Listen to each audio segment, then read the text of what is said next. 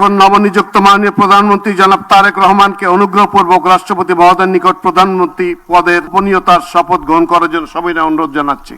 বাংলাদেশের রাজনৈতিক ইতিহাসে এক নতুন অধ্যায় সূচনা হলো তারেক রহমানের নেতৃত্বের মাধ্যমে। দীর্ঘ ১৭ বছর প্রবাস ও রাজনৈতিক নির্বাসন শেষে দেশে ফিরে মাত্র ২ মাসের মধ্যেই জাতীয় নির্বাচনে নিরঙ্কুশ বিজয় অর্জন করে তিনি দেশের ১১তম প্রধানমন্ত্রী হিসেবে শপথ নিয়েছেন। তার এই উত্থান বাংলাদেশের ক্ষমতার রাজনীতিতে একটি নাটকীয় প্রত্যাবর্তনের কাহিনী হিসেবেই দেখা হচ্ছে।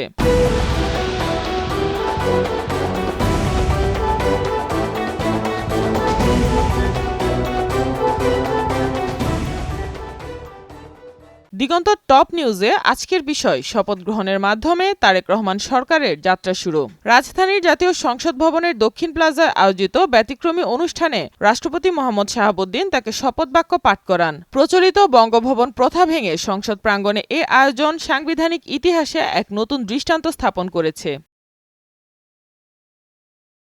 শপথ অনুষ্ঠানে আঞ্চলিক ও আন্তর্জাতিক অঙ্গনের প্রতিনিধিদের উপস্থিতি নতুন সরকারের প্রতি কূটনৈতিক সমর্থনের ইঙ্গিত দেয়। অনুষ্ঠানে চীন, ভারত, পাকিস্তান, সৌদি আরব, মালদ্বীপ, ভুটান সহ মোট ১৩টি দেশের প্রতিনিধিদের আমন্ত্রণ জানানো হয়। ভারতের পক্ষে লোকসভার স্পিকার ওম বিড়লা উপস্থিত ছিলেন। এছাড়া আরও উপস্থিত ছিলেন প্রধান বিচারপতি, প্রধান নির্বাচন কমিশনার ও ৩ বাহিনীর প্রধানরা।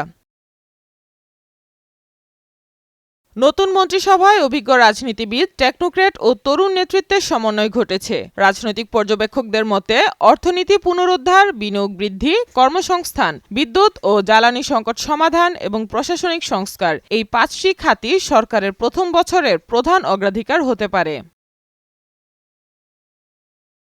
তবে পথ সহজ নয়। মূল্যস্ফীতি, বৈদেশিক মুদ্রার সংকট ও রাজনৈতিক স্থিতিশীলতা বজায় রাখা নতুন সরকারের সামনে বড় চ্যালেঞ্জ হিসেবে দেখা দিচ্ছে। সব মিলিয়ে এই শপথ অনুষ্ঠান বাংলাদেশের গণতান্ত্রিক ধারায় এক গুরুত্বপূর্ণ মোড় হিসেবে বিবেচিত হচ্ছে।